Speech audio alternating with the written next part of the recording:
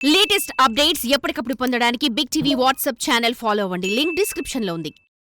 విద్యుత్ ఛార్జీలు సామాన్య ప్రజలను అతలాకుతలం చేసేస్తున్నాయి. అయితే విజయవాడలో మొగల్రాజపురం ఏరియాలో అయితే ప్రస్తుతం మనమైతే ఉన్నాము. గతంలో ఎంత ఉండేది కరెంటు బిల్లు, ఇప్పుడు ఎంత వస్తోంది? యూనిట్కి వచ్చేసరికి 4.5 రూపాయలు ఖచ్చితంగా పడుతోంది. కాబట్టి అంటే అది ఏదైతే మనకి 50 యూనిట్లు కాలితే ఒక రకంగా 150 యూనిట్లకి గాను 500 యూనిట్లకి గాను ఒక రకంగా అయితే కనుక కరెంటు ఛార్జెస్ అనేవి వర్తిస్తూ ఉంటాయి. ప్రస్తుతం మనం అయితే కనుక ఇక్కడ మొగల్రాజపురం దగ్గర ఉన్నాము. ప్రతి ఒక్క ఇంట్లోకి వెళ్ళి మనం అడిగే ప్రయత్నం అయితే చేద్దాము. బిగ్ టీవీ ఎక్స్క్లూజివ్గా అయితే కనుక ఈ ప్రయత్నం అయితే చేస్తూ ఉంది. ఎందుకంటే సామాన్యులు ఎక్కువగా విద్యుత్ వాడుతూనే ఉంటారు. దానికి సంబంధించి కూడా ఎలా ఉంటుంది, అసలు వాళ్ళు ఎలాంటి ఇబ్బందులు ఎదుర్కొంటున్నారు, కరెంటు బిల్లు కట్టడానికి నిజంగా అంటే ఈ మంత్ అయితే కనుక కొంచెం ఎక్కువగానే కరెంటు ఛార్జెస్ పెరిగినట్టుగా కూడా మనకు అర్థమవుతా ఉంది. వాళ్ళ దగ్గరే కరెంటు బిల్స్ ఉంటాయి కాబట్టి వాటిని కంపేర్ చేసుకుని కూడా మనం ఏ విధంగా వాళ్ళు కరెంటు బిల్స్ పే చేస్తున్నారు అనేది కూడా అడిగే ప్రయత్నం అయితే చేద్దాము. వాళ్ళ దగ్గర ఆల్రెడీ కరెంటు బిల్స్ ఉన్నాయి. పాత బిల్ అండ్ ఇప్పుడు వస్తున్న బిల్ని బట్టి కూడా మనం అడుగుతాం. అమ్మ ఏంటి ఈ నెల కరెంటు బిల్ ఎంత వచ్చింది, లాస్ట్ మంత్ ఎంత వచ్చింది? 600 వచ్చిందండి. పోయిన నెలలో 300, అది 400 వచ్చిందండి. 200 పెరిగింది. 200 పెరిగింది. ఎందుకు పెరిగిందండి? మీరు ఎక్కువగా ఏమైనా వాడడం వల్లనే పెరిగిందా, లేకపోతే ఛార్జెస్ ఏమైనా? చలికాలం కదా, కూలర్లు అవి కూడా వాడట్లేదు. చలికాలం కదా, ఇదివరకన్నా కూలర్ వాడుకునేవాళ్ళం, అప్పుడు కూలర్ కూడా వాడట్లేదు. ఇది కరెంటు బిల్ ఒకసారి చూపించండి. అంటే చూడొచ్చు మనం, ఇది ఈ మంత్ బిల్లు. ఈ మంత్ బిల్లులో 574 రూపాయలు కరెంటు బిల్లు వచ్చినట్టుగా మనకు అర్థమవుతా ఉంది. గత నెలది కూడా వాళ్ళ దగ్గర ఉంది. అంటే ఏదేది ఎలా వస్తోంది అనేది కూడా అంటే దీని మీద అంత క్లారిటీగా అయితే లేదు. కట్టింది వీళ్ళే కాబట్టి మనకు ఖచ్చితంగా చెప్తున్నారు. అమ్మ చెప్పండి ఏంటి, అంటే ఎందుకు కరెంటు ఛార్జీలు గవర్నమెంట్ పెంచడం వల్ల మీరు ఎదుర్కొంటున్న ఇబ్బందులు ఎలా? ఏమోనండి, మరి తెలియదు. పెంచారు, ఈ నెల పెంచారు అన్నారు. ఏమో మరి. ఓకే. కూలర్ అవి కూడా వేయట్లేదు. కూలర్ వేసుకొని ఇక్కడ పడుకునేవాళ్ళం ఎండాకాలం వస్తే. ఈ నెలలో అసలు కూలర్ కూడా వేయలేదు. చూడొచ్చు, అంటే గత నెలతో పోలిస్తే కనుక ఈ నెల ఖచ్చితంగా ఎక్కువగానే వస్తుందని చెప్తూ ఉన్నారు. అమ్మ మీరు చెప్పండి, కరెంటు బిల్లు గతంలో కంటే ఇప్పుడు ఎక్కువగా అదనంగా పెరిగిందంటారా? పెరిగిందమ్మా. ఏం మామూలుగానే ఎప్పుడులాగే వాడేస్తున్నాం. గతంలో ఇప్పుడు అంటే 5 సంవత్సరాలుగా కూడా కరెంటు బిల్లులు ఎక్కువ అయిపోతున్నాయి.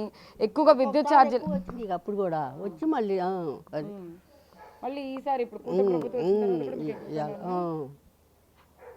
చూడొచ్చు వాళ్ళు అంటే కరెంటు బిల్లులు ఎంత ఎక్కువగా వస్తున్నాయి, వాళ్ళు వాడేది కూడా చాలా తక్కువ అనేది కూడా చెప్తూ ఉన్నారు. వీళ్ళ ఒక కరెంటు బిల్లులు కూడా వాళ్ళు తీసుకొచ్చి చూపిస్తూ ఉన్నారు. ఇందులో ఖచ్చితంగా మనం చూస్తే కనుక 1183 రూపాయలు కరెంటు బిల్లు. అంతకుముందు ఎప్పుడు వచ్చిందమ్మా, ఇది ఎంత వచ్చింది? 800 వచ్చే కరెంటు బిల్లు ఇప్పుడు 1100 వచ్చింది. ఇక్కడ కరెంటు బిల్ మనం చూస్తున్నాం. కరెంటు బిల్లో డిసెంబర్కి సంబంధించి కూడా కరెంటు బిల్లు ఇప్పుడే వీళ్ళకి వచ్చిన కరెంటు బిల్ అనమాట ఇది.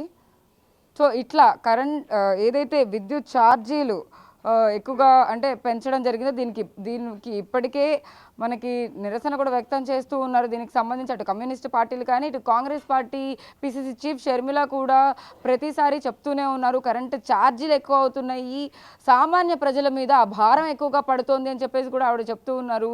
దానికోసం నిరసన చేశారు. లాంతర్ పట్టుకుని కూడా ఆవిడ రోడ్డుపైకి వచ్చిన పరిస్థితి అయితే కూడా ఉంది. అయితే ఇప్పుడు సామాన్య జనం దగ్గరికి బిగ్ టీవీ కూడా వెళ్ళి అడిగే ప్రయత్నం అయితే చేస్తూ ఉంది. చాలామంది ఇళ్లలో అయితే కనుక 1000కి మించే పైనే వస్తుంది. వీళ్ళ ఇంట్లో అయితే కనుక ఏసీలు కూడా లేనట్టుగా మనకు అర్థమవుతా ఉంది. అయితే కరెంటు ఛార్జీలకి అందరూ భయపడిపోతున్నారని చెప్పొచ్చు. వీళ్ళ ఇంట్లో ఫ్యాన్స్, ఓన్లీ టీవీ అవే ఉన్నాయి. అయితే వీళ్ళ కరెంటు బిల్లు మనం చూసినట్లయితే 2409 రూపాయలు చూస్తున్నాం కదా మనం. 2409 రూపాయలు అంటే ఇక్కడ మనకు అదనంగా ఎంత ఛార్జీలు వేశారు అనేది మనకి క్లియర్ కట్గా పైనుంచి ఒకసారి చూద్దాము. జూమ్ ఇన్ చేసి మా కెమెరాలో ఒకసారి బిగ్ టీవీ కెమెరాలో మనం చూస్తున్నాము. మినిమం ఎనర్జీ ఛార్జెస్, అది ఎనర్జీ ఛార్జెస్ అంటే మనం వాడుకున్నది కరెంటు మనం ఎంత కాల్చాము అనే దానిపైన 1962 రూపాయలు. అయితే ఫిక్స్డ్ ఛార్జెస్ 20 రూపాయలు, కస్టమర్ ఛార్జెస్ అంటే ఇలా ఛార్జెస్ అన్నీ కలుపుకుంటే మనకు ఎంత అవుతుంది అనేది చూపిస్తున్నాము. కస్టమర్ ఛార్జెస్ 55 రూపాయలు అయితే, ఎలక్ట్రిసిటీ డ్యూటీ 19 రూపాయలు. ఎఫ్పిపి సిఏ ఛార్జెస్ అయితే 201 రూపాయలు. ఎఫ్పిపి సిఏ ఛార్జెస్ మళ్ళీ అంటే అది 4 నుంచి 22లో అయితే అంత ఉండేది. ఆ ఛార్జెస్ ఇప్పుడు 10/2024 ఈ సంవత్సరానికి సంబంధించి 150 రూపాయలు. టోటల్గా 2409 రూపాయలు. అంటే వీళ్ళకి వచ్చింది అయితే 1900 కరెంట్ బిల్ అయితే కనుక ఇక్కడ మనం వాళ్ళు పే చేసింది మాత్రం 2409 రూపాయలు అయితే కరెంట్ బిల్ కట్టిన పరిస్థితి అయితే ఉంది. వాళ్ళు చెప్తున్నట్టుగా ఇంట్లో అయితే కనుక ఖచ్చితంగా ఫ్యాన్లే ఉన్నాయి, టీవీస్, ఇలాగే కరెంట్ లైట్స్ మినిమం ఏవైతే ఎలక్ట్రిసిటీ కోసం మనం వాడుతూ ఉంటామో అవే వాడారు. అయినప్పటికీ కూడా 2500 రూపాయల బిల్లును అయితే పే చేసిన పరిస్థితి అయితే ఉంది. ఇంకొక ఇంటి దగ్గరకు వచ్చాం మనము. అన్ని ఇళ్లలో కూడా ఇదే పరిస్థితి అయితే ఉంది. ఒక బాబాయ్ ప్రస్తుతం మనతో పాటు ఉన్నారు. ఆయన కూడా కరెంటు బిల్లులో ఆ ఛార్జెస్ ఏంటి, సర్దుబాటు ఛార్జెస్ అని కూడా ఇందులో క్లియర్ కట్గా కనపడుతూ ఉంది. ఫిక్స్డ్ ఛార్జెస్ కొన్ని ఉన్నాయి.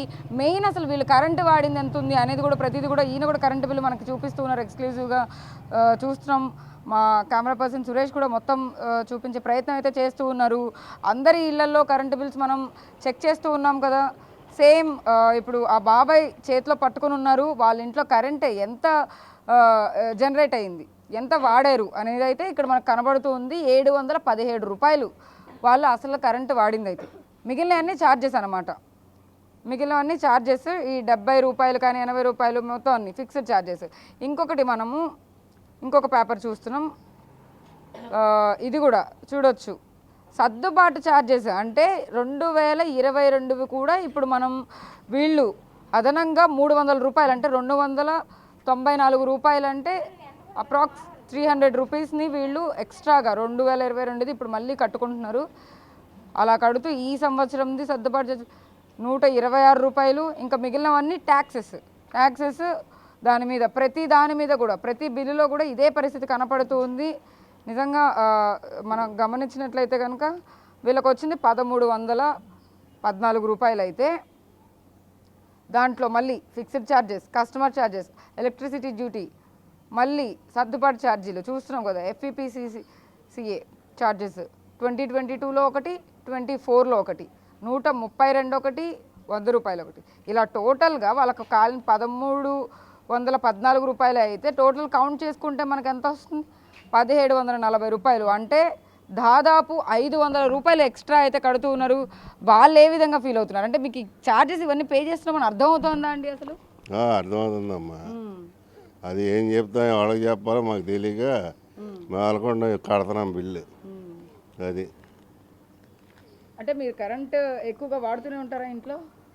మామూలు నార్మల్గా వాడతాం, నార్మల్గానే వాడతాం. ఈ ఎక్స్ట్రా ఛార్జీలు వేసేస్తున్నారు. ఎవరిని అడగాలో మాకు తెలియదు. వాళ్ళని అడిగామనుకో వాళ్ళు కట్టమంటున్నారు, మీరు కట్టండి అంటున్నారు. అది పరిస్థితి. కరెంట్ బిల్ కట్టకపోతే కరెంట్ తీసేస్తాం, ఫీజు బీక్కెళ్తాం అని చెప్తున్నారు. అది ఏం చేయాలో తెలియట్లా మాకు. 500 ఎక్స్ట్రా కడుతున్నారు. 500 ఇప్పుడేంటి 2 సంవత్సరాల నుంచి కడతానే ఉన్నాయి ఎక్స్ట్రాలు. జగన్ వైసీపీ ప్రభుత్వంలో వైకే ప్రభుత్వంలో కడుతున్నాం, ఈ ప్రభుత్వంలో కూడా కడుతున్నాం. అది ఇంకా మరి ఏంటి అంటే దీనికి ప్రత్యామ్నాయంగా ఏం చేస్తే బాగుండని ఫీల్ అవుతున్నా మాకు అర్థం అవట్లా. అర్థమాక ఏం చేయాలో ఎవరిని అడిగినా ఏం చేస్తాం కట్టాలి అంటున్నారు. ఇది తప్పక మేము కడుతున్నాం. అది పరిస్థితి. ప్రతి ఒక్కళ్ళకి ఇంట్లో ఎలక్ట్రిసిటీ అనేది ఖచ్చితంగా ఇంపార్టెంట్. కరెంట్ లేకపోతే ఏ పని కూడా పూర్తవ్వదు. కరెంట్ లేకపోతే మన మొబైల్లో ఛార్జింగ్ ఉండదు. ఇంట్లో కూడా ఫ్యాన్లు తిరగకపోతే మనం కూడా ఇంట్లో కూర్చోలేము. At the same time TV, fan, ప్రతిదీ కూడా అన్నీ వాడుకోవాల్సిన వస్తువులన్నిటికీ కూడా ఎలక్ట్రిసిటీ ఖచ్చితంగా ఇంపార్టెంట్. కాబట్టి ఎలక్ట్రిసిటీ బిల్ ఎంత వచ్చినా సరే తప్పనిసరి పరిస్థితుల్లో మేమందరం కడుతున్నాము అనేసి అయితే చెప్తున్నారు. ఒకవేళ కట్టని పరిస్థితుల్లో అయితే కనుక వాళ్ళ ఇంటికి వచ్చి ఫీజు లాక్కెళ్తామని చెప్తారు. కాబట్టి ఖచ్చితంగా వీటిని భరిస్తూ 500 ఎక్కువ వచ్చినా 600 ఎక్కువ వచ్చినా కూడా కరెంటు బిల్లులు మేము కట్టుకోవాల్సిన పరిస్థితి అయితే ఉంది. ఇది ఎవరికి చెప్పాలో, ఎవరి దగ్గర విన్నవించుకోవాలో కూడా మాకు అర్థం కాని పరిస్థితి అని చెప్పేసి సామాన్య ప్రజలు వాపోతున్న పరిస్థితి ఉంది. వీడియో జర్నలిస్ట్ సురేష్తో Sahitya, big TV, Vijayawada. For more videos like this, subscribe Big TV channel.